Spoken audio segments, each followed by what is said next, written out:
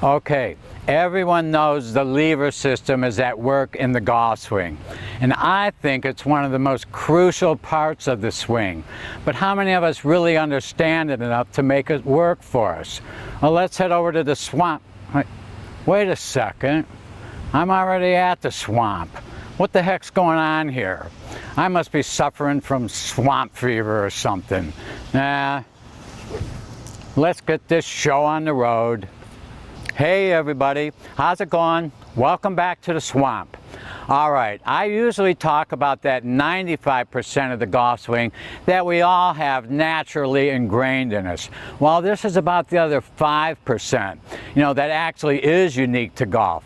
Not so much unique to golf as it is to swinging a weight at the end of a stick to make it slam into something. In this case, this is the weight on the end of this stick slamming into a golf ball.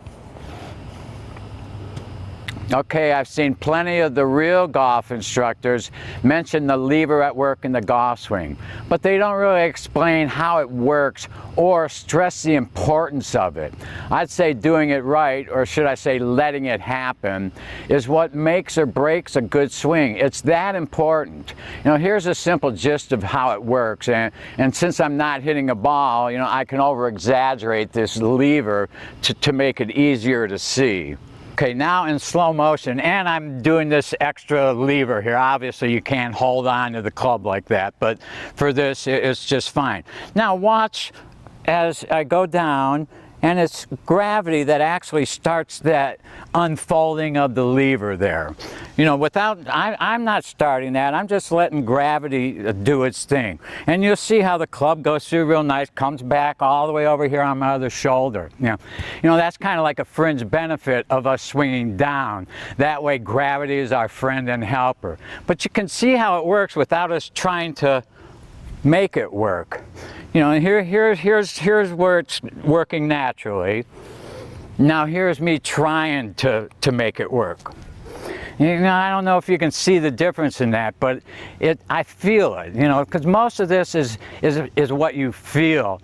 You can't really go by what you see. But as soon as we try to start helping this happen, what you can only do, use your wrists to do that. That's the only way to manipulate that, is with your wrists. Otherwise it's just going to happen on its own.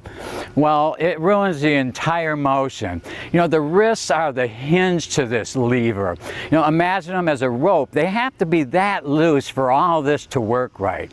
And again, I'll show you, it's still swinging really slow, but you can see how that motion and really makes it whip through there. It controls everything. Your body just reacts to what this weight is doing when it's going through.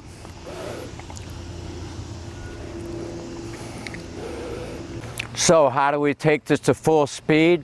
It's actually pretty easy. In slow-mo you can find that path that your hands have to take. And that's crucial in making this work. I always start in slow-mo and then just keep adding speed. I don't like drills because they're usually just pretending by using some small part of the action that you're trying to do. In slow-mo you're at least doing the whole thing. So finding that hand path is what you have to figure out. But it for sure starts going that way. Definitely not towards the ball. If you do, that's what most of us do. But that causes it to start unfolding right away, which throws the whole thing out of whack. It's like you're trying to make the biggest circle you can from where you start from. So just start going that way with no wrist manipulation, and everything else should fall into place. And it shouldn't be like you're trying to hold that lever. It's more like you're not trying to make it happen. It's easier to take away something that you're doing than it is to add something that you're not doing. And notice how my body moves. It reacts to what the weight does, not cause it. Your body is always just reacting to what the weight on the end of the stick is doing. But that's another video. And once you're able to get this to work, you'll understand what giving up control to get control means, and let the club do the work, or freewheeling. And another thing about this is you can't really see it in a swing. It has to be felt, and when you feel it, you'll know it. Especially when you're hitting balls. And here's what it looks like building up from slow-mo to full speed. And I can rest it on my shoulder. It doesn't matter. But I just keep doing the same thing, making sure my wrists aren't getting involved. And eventually you get up to your full swing. It's about getting used to letting the weight of the club start that unfolding naturally, instead of trying to make it happen with your wrists. It's almost like the goal is to get it to that spot where it starts to unfold as fast as you can. And from there, just go along for the ride. Well, that's about it.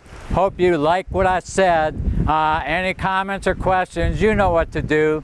And please, if you haven't already, subscribe and like. Until next time, see you at the swamp.